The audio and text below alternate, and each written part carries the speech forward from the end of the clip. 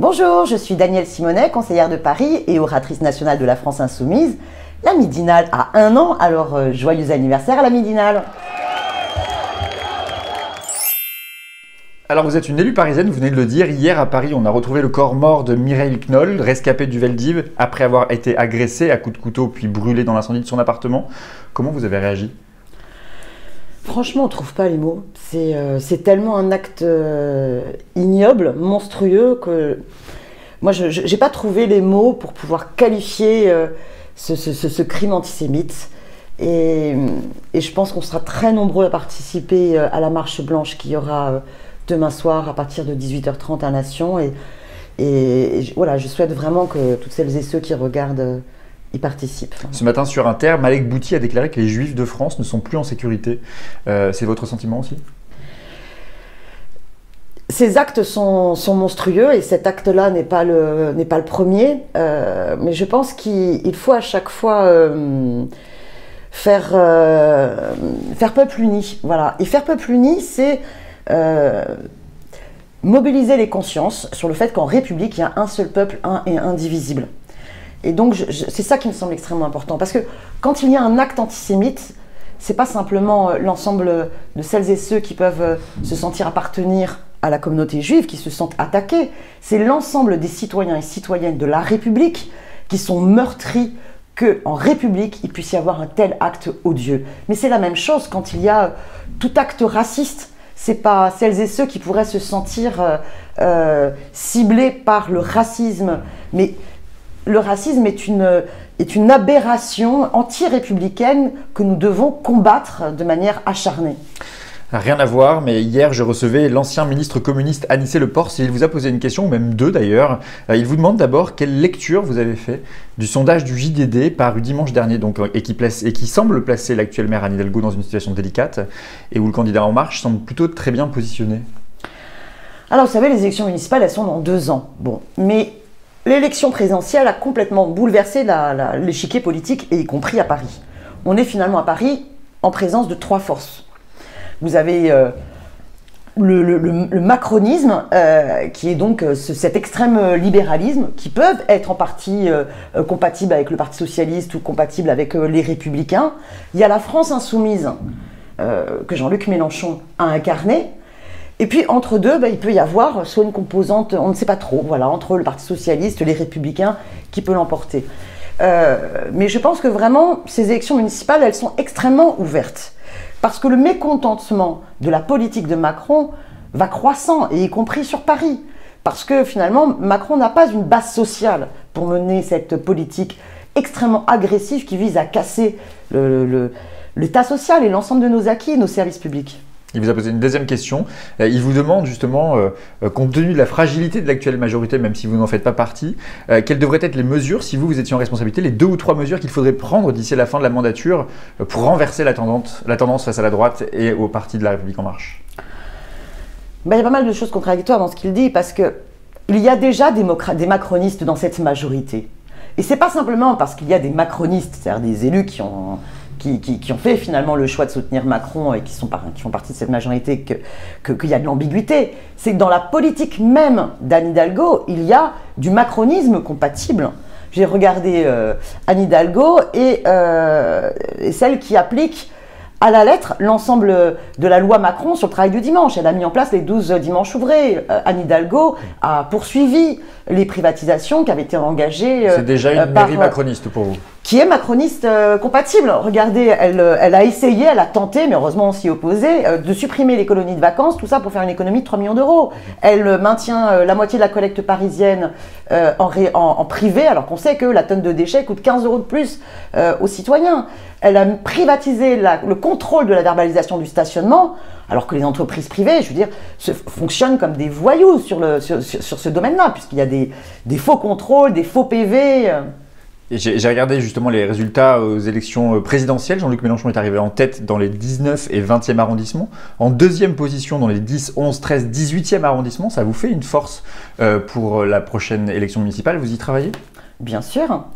Bien sûr, et je pense que voilà, tous les espoirs sont là et on m'en parle beaucoup, voilà, on en parle beaucoup. Et donc là, c'est possible de gagner des arrondissements. La France insoumise pourrait, à défaut d'avoir la mairie de Paris, d'avoir des mairies d'arrondissement en 2020. Alors d'abord, moi, je n'envisage pas cette élection municipale comme vous le dites, c'est-à-dire c'est pas à défaut. Danielle Simonet sera maire de Paris en 2020. Moi, en tout cas, je souhaite proposer ma candidature à la France insoumise avec l'objectif de gagner ces élections municipales. Parce que je pense qu'il peut se passer énormément de choses en 2 ans. Je pense qu'il y a une aspiration très forte des Parisiennes et des Parisiens à beaucoup plus de justice sociale, à ce qu'on prenne bien plus en compte la question écologique. Et je pense qu'une campagne municipale, c'est aussi une campagne dynamique. On travaille beaucoup, nous, avec les méthodes de l'éducation populaire. On a fait des réunions différentes de toutes les autres formes de réunions où on propose aux citoyens et aux citoyennes de parler de ce qui les met en colère. Et pour les aider aussi à s'auto-organiser pour trouver les solutions et y répondre. Bon, il y a une question qui préoccupe tout le monde. Est-ce qu'on peut accepter de laisser des hommes et des femmes mourir dans la rue, dans une ville aussi riche que Paris? Là, pour moi, cet axe-là est un axe essentiel. Il pose aussi la question du logement. On n'a pas assez fait vis-à-vis du logement. Il n'y a pas eu de grande bataille à partir du moment où l'encadrement des loyers a été cassé. Quelle a été la bataille qu'a portée la ville de Paris pour exiger que véritablement, non seulement on restaure cette expérimentation, mais qu'il s'agisse en plus d'encadrer à la baisse les loyers, car le problème de la spéculation immobilière est à la fois la mesure responsable de l'expulsion des classes populaires et une partie des classes moyennes de la capitale, de la cherté de la ville de Paris, mais aussi des problèmes écologiques. Parce que si je soutiens la piétonisation des voies sur berge, et que je trouve que la surenchère de la droite pro-bagnole est complètement dépassée et irresponsable, croire que c'est simplement par un plan de déplacement qu'on lutte contre la pollution est une erreur. Ce qu'il faut, c'est surtout réduire les distances domicile-travail, c'est-à-dire repenser l'aménagement du territoire pour arrêter de faire des spécialisations. Là, vous travaillez, là, vous vivez, et peu importe que sur ces 20 dernières années, votre temps de transport est fortement augmenté, comme le montrent les rapports de l'INSEE. Vous pointez le logement, c'est un adjoint communiste qui est en charge du logement à Paris. Vous pensez vraiment que si la mairie était macroniste, les communistes et les Verts resteraient dans la majorité? Vous savez, les communistes, quand il y a eu les élections sénatoriales et qu'on a eu des adjoints de Madame Hidalgo qui ont soutenu la liste macroniste au sénatorial, ils ont dit attention, si ils restent dans la majorité, nous n'en serons plus.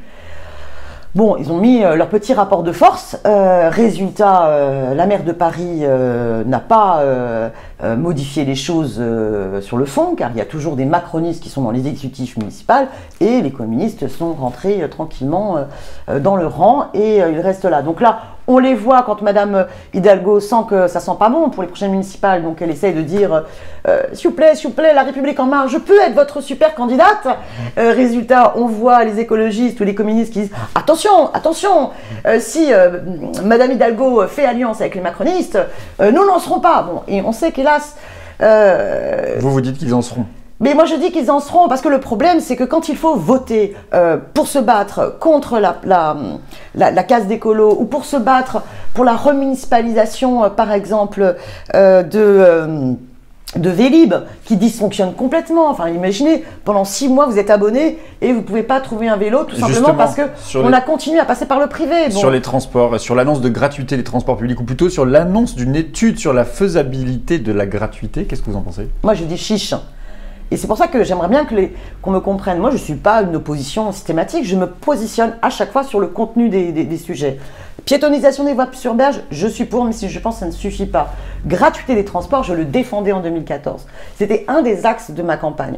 Parce que j'estime que si on veut véritablement avoir une mesure choc pour que les gens comprennent qu'il faut abandonner leur voiture, alors il faut que l'alternative soit vraiment facilitée. Gratuité de transport, oui. Par contre, si c'est pour mettre en place un péage urbain et pénaliser ceux qu'on a exclus de la capitale parce qu'on n'a pas été fichu d'encadrer à la baisse les loyers, hors de question. C'est quoi la solution pour empêcher Emmanuel Macron, pour l'empêcher, pour s'opposer, pour résister, mais aussi pour proposer une alternative? Comment on fait? Alors là, par exemple, vous avez un bras de fer qui est terrible parce qu'on vient de perdre sur les ordonnances qu'ont cassé le Code du travail. On est face à un bras de fer extrêmement important parce que c'est à la fois sur la question de la SNCF, du service public du rail et aussi sur l'ensemble des services publics. puisque le gouvernement a décidé à travers CAP 22, ce nom très abstrait, il est fait pour que justement on ne fixe pas les images, mais qui grosso modo vise à supprimer 120 000 fonctionnaires et commencer la privatisation aussi des services publics. Ce bras de fer-là, il ne faut pas simplement se dire c'est les cheminots n'ont qu'à se débrouiller, réussir leur grève et mettre à terre Macron. Non, tous les citoyennes et les citoyens, nous sommes tous concernés par la défense du service public du rail et l'ensemble de nos services publics, c'est-à-dire par la défense d'un État social. Donc il faut à la fois soutenir ceux qui font grève parce qu'il leur en coûte et donc organiser des caisses de grève de solidarité. Et en même temps, il faut également proposer qu'il puisse y avoir une manifestation un samedi ou un dimanche pour que tous les citoyens et citoyennes qui ne sont peut-être pas prêts à participer à une grève générale, il va y avoir une grève interprofessionnelle le 19 à laquelle Maï a annoncé aujourd'hui qu'il ne participerait pas. Hélas, bon. Mais on sait qu'il y a pas mal de secteurs où, hélas, vu la cherté de la vie, vu les bas salaires, vu la précarité, vu les conditions de contrat très difficiles, certains n'oseront pas participer à ces mobilisations. Par contre, un samedi ou un dimanche, on vient aussi en famille, on peut faire une manifestation. Donc la proposition de Jean-Luc Mélenchon à 1 million sur les Champs-Élysées tient toujours. Exactement, la proposition du 23 septembre, et que nous ne cessons de reformuler, elle tient toujours et je pense qu'elle est plus que jamais utile. Emmanuel Macron a annoncé hier que la scolarité deviendrait obligatoire dès 3 ans. C'est une bonne nouvelle ? Bah oui, c'est une très bonne chose parce qu'on le défend aussi dans le programme L'Avenir en commun. On pense même qu'il peut y avoir des scolarisations facilitées à partir de 2 ans. Après, vous avez déjà énormément d'enfants qui sont scolarisés en école maternelle. Il faut proposer d'autres choses, c'est-à-dire il faut aussi qu'il y ait les moyens. Aujourd'hui, ce que j'allais vous dire, à Paris, comment on fait à Paris, les écoles, on le sait, sont saturées. Comment on fait En ce moment, par exemple, je vous dis sur la carte scolaire, d'abord, vous avez des suppressions de centaines de classes en zone rurale. C'est une catastrophe. La ruralité est totalement abandonnée par ce gouvernement.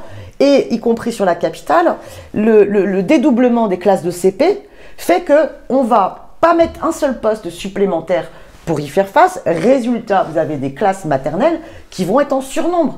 Accueillir dans des classes maternelles des enfants qui ont besoin d'un accompagnement à cette socialisation, à ce nouveau cadre scolaire, nécessite des petits effectifs. Et là, on se moque de nous. Après, moi, j'aimerais bien aussi qu'on arrête de parler des écoles maternelles. Si on pouvait les appeler les écoles des petits, enfantines. Ou, voilà, enfantines par exemple, ça serait bien. Parce que voilà, moi je suis féministe et les mots ont un sens. Alors lors du dernier Conseil de Paris, vous avez réussi l'exploit de mettre tout le monde d'accord sur un vœu que vous avez déposé, du jamais vu, vous nous racontez ? Oui, alors c'est un vœu je trouve de bon sens et de bon sens pour l'égalité entre justement toutes les formes de famille. Depuis la loi sur le mariage pour tous, eh bien l'état civil, les fiches papier ou bien formulaire papier ou bien par internet sur l'état civil n'avait pas changé. Donc il fallait absolument écrire père ou mère quand vous faites vos démarches. Or, un couple de 2 femmes ou un couple de 2 hommes, un couple du même sexe, se retrouve devant cette discrimination à devoir choisir qui va être le père, qui va être le mère. C'est juste absurde, juste totalement rétrograde. Donc à partir de maintenant, il sera inscrit parent 1, parent 2. Grâce à Daniel Simonet. À l'inverse, vous reprochez aux communistes de ne pas avoir voté le vœu des Verts sur la suppression des panneaux de co, des panneaux publicitaires de co. Il n'est pas passé à une voix. Une voix. Écoutez, JC Decaux a perdu, et la ville de Paris a perdu le contrat le contrat a été cassé sur les panneaux numériques qui sont contraires au règlement local de publicité. Sauf qu'on a l'impression que la ville a vu gagner du temps, modifier le règlement local de publicité pour permettre ces panneaux. Nous sommes opposés à ces panneaux parce qu'ils sont à la fois énergivores et parce que des panneaux numériques captent votre attention et vous n'avez même plus le droit de réception ou pas de la publicité. C'est encore plus intrusif que des publicités figées papier, je dirais. Bon. Donc il faut demander à JC Decaux de retirer immédiatement ces panneaux-là. Et à une voix près, on gagnait ce vœu. Sauf que, hélas, le groupe communiste, soit par soumission à l'exécutif socialiste de Madame Hidalgo, soit parce que la question anti-pub et la question écologique qu'il y a derrière et la critique du consumérisme n'est pas encore quelque chose mûr chez les communistes, on a perdu cette bataille qui était portée par Jacques Boutot d'Europe Écologie Les Verts, et c'est bien dommage. Une dernière question, très rapidement, Daniel Simonet. Avant les municipales, il y aura les européennes. Vous accusez Benoît Hamon de vouloir refaire l'Europe à traité constant et de l'autre côté, Hamon vous accuse de vouloir quitter l'Europe, ce qui n'est pas juste concernant la France insoumise. Mais sur Hamon, j'ai bien regardé, il dit clairement dans le JDD il y a 2 semaines, je le cite, « Les traités européens entravent la marche du progrès social, il faut donc les changer en transformant le Parlement européen en constituante ». Pourquoi ne pas dire que vous ne voulez pas d'accord, que vous ne le considérez pas comme un partenaire politique? Parce que c'est vraiment sur une question de fond. Puisque Benoît Hamon critique les traités et pense qu'il faut donc totalement réécrire les traités. La vraie question qui se pose, c'est comment est-ce qu'on réécrit ces traités? Il faut organiser un rapport de force. Et là, ça peut être très intéressant de regarder comment se fait la discussion sur les GAFA et sur la fiscalisation, enfin la fiscalité sur les GAFA et le débat en ce moment entre les États membres. Dans les traités actuels, il faut l'unanimité de l'ensemble des États membres pour instaurer une nouvelle mesure fiscale. Bien. Donc forcément, le Luxembourg, s'il n'a pas envie d'être remis en cause en tant que paradis fiscal, il dira toujours non et il ne se passera rien. Donc il faut bien créer un rapport de force pour pouvoir modifier l'ensemble des traités. Le rapport de force que nous proposons, c'est la stratégie plan A, plan B. Le plan A peut marcher parce qu'il existe un plan B. Le plan A, c'est quoi? C'est qu'on essaye de convaincre l'ensemble des pays sur la base d'un rapport de force, c'est-à-dire la menace de sortir des traités, de leur dire ensemble, on réécrit l'ensemble des traités. C'est-à-dire qu'on sort des traités existants, tous les pays États membres, et on en réécrit d'autres. Si vous n'êtes pas d'accord, nous, on sort des traités. À ce moment-là, vous croyez que Luxembourg, en tant que paradis fiscal, c'est la même chose? Parce que si la France n'est plus dans le cadre des traités existants, les traités n'ont plus de sens. Ils tombent d'eux-mêmes. Donc, ça crée un rapport de force qui peut permettre la réécriture de l'histoire. Et c'est essentiel, cette question-là. Parce que dans le cadre des traités existants, eh bien, tous les enjeux écologiques, sociaux, la bataille contre le dumping social, mais aussi, par exemple, la bataille contre le glyphosate, tout ce genre de choses, vous ne pouvez pas les faire aboutir. Merci beaucoup, Danielle Simonet.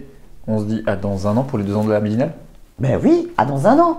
Peut-être avant même. Demain, je recevrai Roxane Lundy. Elle est la nouvelle présidente du mouvement des jeunes socialistes, le MJS, et vient de rejoindre, comme 25 des 30 membres de sa direction, le mouvement Génération.S de Benoît Hamon. Vous avez une question pour elle?